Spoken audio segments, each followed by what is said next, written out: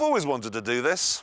Decide once and for all which one's worse. With the Allegro, they set out to reinvent the wheel.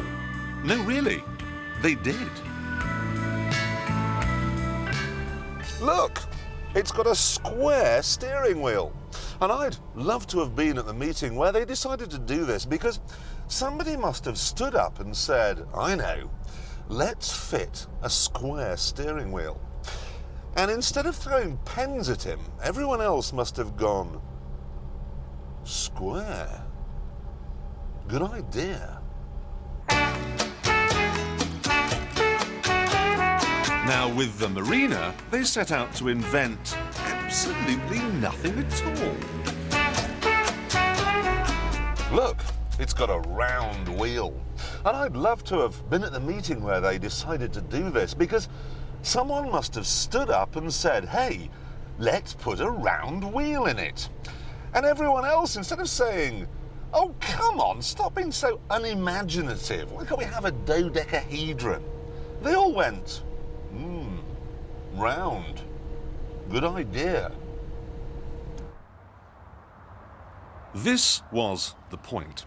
The Allegro was supposed to have been technically advanced, and the Marina wasn't.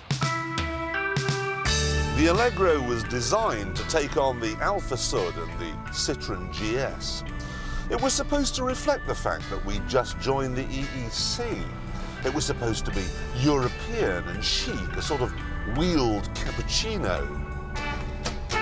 The Marina was designed not to take on the Alfa Sud or the Citroën GS. It was supposed to reflect the fact that 6 years earlier we'd won the World Cup.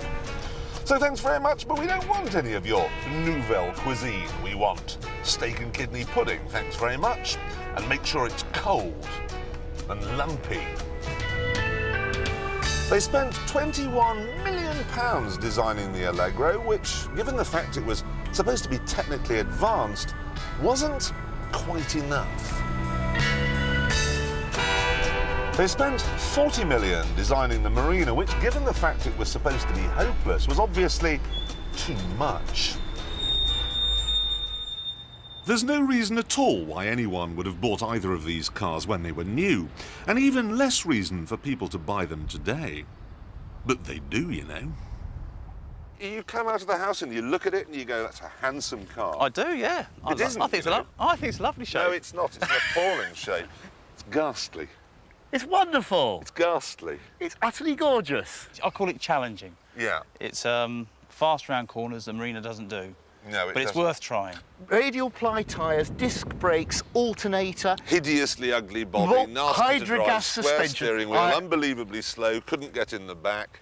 And look at the rear suspension. I mean, you probably won't realise this, but that honestly dates from medieval hand carts. It's not a particularly bad car, it's just an outstandingly adequate car with mistakes made in it. It does its job. It goes from A to B, it's reliable. It's not reliable. It is. It's not. It's easy to work on. Yes, so's a Formica work surface. So it really was a complete hodgepodge. Not a complete hodgepodge. I think they knew where they were going. They just lost the plot and didn't look at the competition tightly enough. You know, you can buy a sort of a Cavalier or a Fiesta. I'll probably buy a Princess, actually. Oh, no! You haven't got the idea of this at all! It's foul! It's wonderful! It's horrid! I love it! I've always loved it! From its piggy eyes to its beautifully rounded styling, I love every inch of it. Princess! I like princesses. Deciding which is the worst is like deciding which leg you'd most like to have amputated.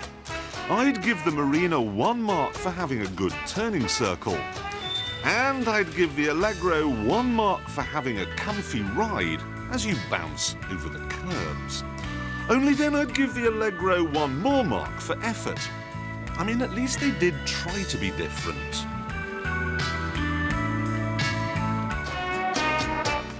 So there you have it. The Marina wins. It is worse than the Allegro, which must make it pretty damn close to being one of the worst cars ever made.